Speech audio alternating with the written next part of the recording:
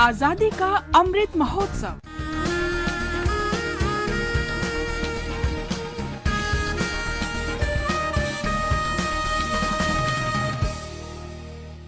आजादी का सफर आकाशवाणी के संग, एक राष्ट्र का जन्म।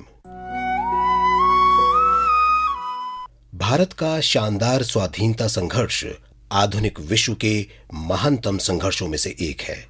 आकाशवाणी आपके लिए रोजाना ला रही है इस शानदार संघर्ष की झलक।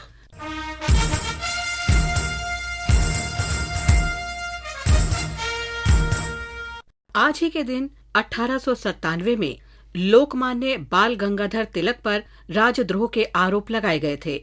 आरोप थे कि उन्होंने अपने मराठी अखबार केसरी में ब्रिटिश शासन की आलोचना की थी। ये भारत के राजनीतिक इतिहास में महत्वपूर्ण पल था, क्योंकि इसने राजनीतिक मुकदमों के व्यापक परिदृश्य में असहमति को आपराधिक रूप दे दिया था। तिलक पर 2 लेख प्रकाशित करने का आरोप था। इनमें एक कविता थी, शिवाजी के उद्गार, और दूसरी जून 1897 में शिवाजी महोत्सव के बारे में अहस्ताक्षरित रिपोर्ट थी, जो तिलक ने लिखी थी। 1897 में चापेकर बंधुओं ने 2 अंग्रेज अधिकारियों को गोली मार दी। इनमें एक पूना के कलेक्टर रैंड थे, जिन्हें प्लेग से निपटने के उपायों की जिम्मेदारी सौंपी गई थी, और दूसरा युवा सैन्य अधिकारी था। इस घटना ने यूरोपीय लोगों में और भारत की ब्रिटिश सरकार में गहरा रोष पैदा कर दिया। ये कहा गया कि 2 अधिकारियों की हत्या तिलक के भड़काऊ भाषणों और लेखों का प्रत्यक्ष परिणाम थी। केसरी में छपे 2 लेखों की सरकारी पक्ष द्वारा संकीर्ण कानूनी व्याख्या केवल असंतोष की भावनाएं भड़काने तक सीमित थी।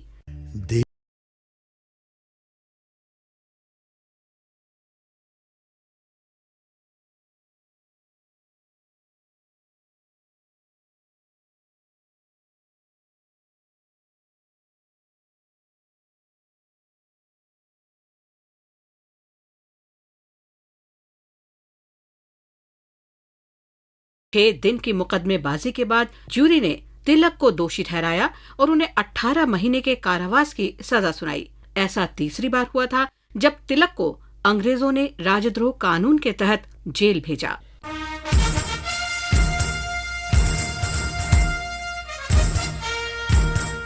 जब राष्ट्रवादियों ने औपनिवेशिक शासन के विरुद्ध युद्ध का बिगुल फूंका, तो आध्यात्मिक लोगों ने भारतीयों का नैतिक उत्साह बढ़ाया और पश्चिमी जगत को हिंदुत्व की महान विचारधारा के बारे में बताया।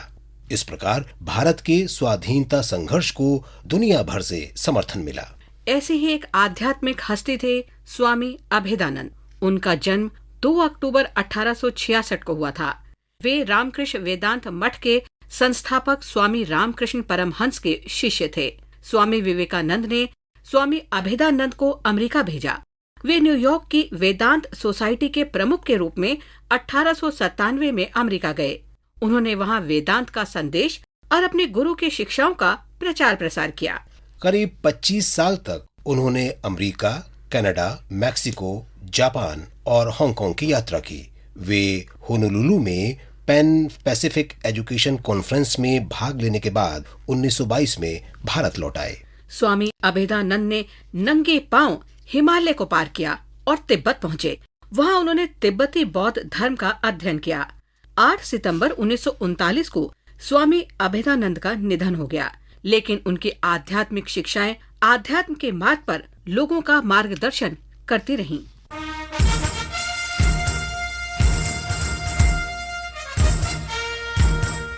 आज फिरोज गांधी की पुण्यतिथि भी है, जो स्वाधीनता सेनानी, पत्रकार और सांसद भी थे।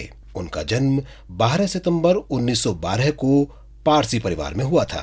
उन्होंने भारत के स्वाधीनता संघर्ष में शामिल होने के लिए पढ़ाई छोड़ दी।